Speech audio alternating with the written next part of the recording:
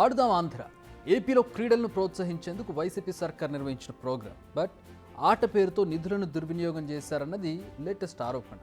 మరి ఇందులో నిజాలేంటి, అసలు ఆరోపణలు ఏంటి, ఆరోపణలు నిజమని తేలితే ఇరుక్కునేది ఎవరు? ఇది రాజకీయంగా ఎలాంటి ప్రభావం చూపనుంది?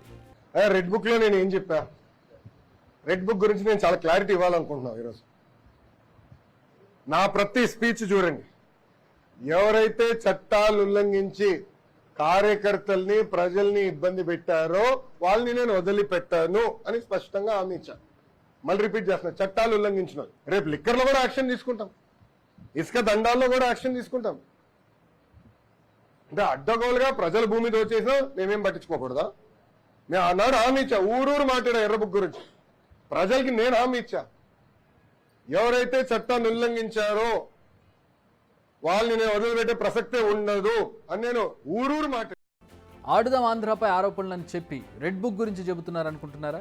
ఎస్, అవినీతి అక్రమాలకు పాల్పడిన వారిపై చర్యలు ఉంటాయని ఎన్నికల ముందు నుంచి ఇప్పటి వరకు ప్రతిసారి చెబుతున్నారు నారా లోకేష్. ఇప్పుడు ఆయన చెప్పినట్టుగానే అడుగులు పడుతున్నట్టుగా కనిపిస్తోంది.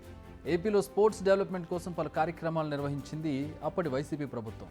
ఆడుదాం ఆంధ్ర, సీఎం కప్ అంటూ పలు కార్యక్రమాలు నిర్వహించింది. ఆ సమయంలో క్రీడల శాఖ మంత్రిగా ఆర్కే రోజా, ఏపీ ఒలింపిక్ అసోసియేషన్ అధ్యక్షుడిగా ధర్మాన కృష్ణదాస్ ఉన్నారు.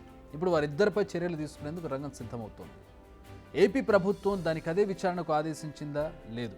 కబడ్డీ మాజీ ప్లేయర్ ఆర్డి ప్రసాద్ నిధుల దుర్వినియోగం జరిగిందంటూ సిఐడికి ఓ కంప్లైంట్ ఇచ్చారు. దీనిపైనే ఇప్పుడు చర్యలు తీసుకునేందుకు రెడీ అవుతోంది పోలీస్ డిపార్ట్మెంట్. ఎన్నికల ముందు 150 కోట్లతో ఆడుదాం ఆంధ్ర ప్రోగ్రాం నిర్వహించారు. మొత్తం 47 రోజుల పాటు ఈవెంట్స్ జరిగాయి. 2023 డిసెంబర్ 26న అప్పటి సీఎం వైఎస్ జగన్ గుంటూరులో స్పోర్ట్స్ ఫెస్టివల్ను ప్రారంభించారు. 2024 ఫిబ్రవరి 10న ఈ స్పోర్ట్స్ ఫెస్టివల్ ముగిసింది. ఇందులో నాసిరకం కిట్లు కొనుగోలు చేయడం, పోటీలో జరుగుతున్నప్పుడు క్రికెట్ బ్యాట్లు విరిగిపోవడం, జెర్సీలు, ప్లేయర్స్కి అందించిన సదుపాయాలు, భోజనాలకు సంబంధించిన నిధులు ఇలా కూడా స్వాహా అవ్వడం, టెండర్ల ప్రక్రియ దగ్గర నుంచి మొదలు పెడితే వర్క్ ఆర్డర్కి ఇచ్చిన పరికరాలు ఎన్ని, రాష్ట్రానికి వచ్చినవి ఎన్ని, అందులో పంచినవి ఎన్ని, ఇలా అనేక ఆరోపణలు వచ్చాయి, అనుమానాలు కూడా ఉన్నాయి. ఇప్పుడు వీటిపైనే చర్యలు తీసుకోవాలంటూ కంప్లైంట్ చేశారు ఆర్డి ప్రసాద్. ఇందులో అవినీతి జరిగితే మాజీ మంత్రి రోజా బాధ్యురాలిగా చేరే అవకాశం ఉంది. అవినీతి ఆరోపణలపై దర్యాప్తు చేస్తామని పక్కాగా ఆధారాలు సేకరిస్తామంటున్నారు. నిజానికి ఇప్పటికే మాజీ మంత్రులు ఒక్కొక్కరికి ఉచ్చు బిగుసుకుంటున్నట్టు కనిపిస్తోంది. ఇక నెక్స్ట్ రోజా వంతున్నట్టుగా కనపడుతోంది. ఇప్పటికే అనేక మంది మాజీ మంత్రులపై కేసులు నమోదయ్యాయి.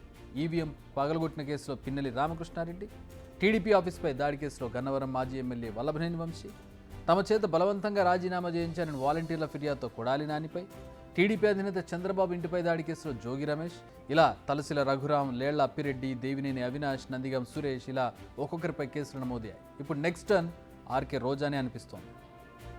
నిజానికి ఆడుదాం ఆంధ్ర విషయంలో అప్పుడు కూడా చాలా విమర్శలు వచ్చాయి. వైసీపీ ప్రచారం కోసమే ఈ కార్యక్రమం నిర్వహిస్తుందన్న ఆరోపణలు వినిపించాయి. దీనికి తోడు నాసిరకం కిట్లు, ఆడుతుండగానే విరిగిపోయిన బ్యాట్లు, ఇలా అనేక భాగవతాలు బయటకు వచ్చాయి.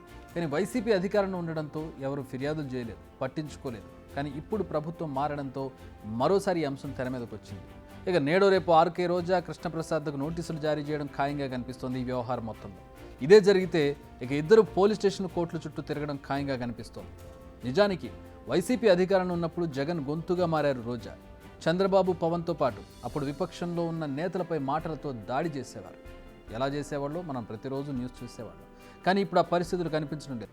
గత కొన్ని రోజులుగా ఆమె వైసీపీకి దూరంగా ఉంటున్నట్టు కనిపిస్తోంది. ఢిల్లీలో వైసీపీ నిర్వహించిన ధర్నాలో కూడా ఆమె పాల్గొనలేదు. ప్రస్తుతం ఆమె నగరిలో కాకుండా చెన్నైలో ఎక్కువగా ఉంటున్నారు. మునుపటి ఫైర్ లేదు, మాట తీరు కూడా మారింది. మరి ఈ మార్పు ముందే వచ్చుంటే బాగుండేదని, ఇప్పుడు ఈ పరిస్థితి వచ్చేది కాదని అంటున్నారు టీడీపీ నేతలు. ఏదేమైనా ఇప్పుడు రోజా చుట్టూ ఉచ్చు బిగుసుకుంటున్నట్టు మాత్రం కనిపిస్తోంది. బిగ్ టీవీ అవుట్లుక్ కథనాలు నచ్చితే వెంటనే బిగ్ టీవీ ఛానల్ ను సబ్స్క్రైబ్ చేయండి.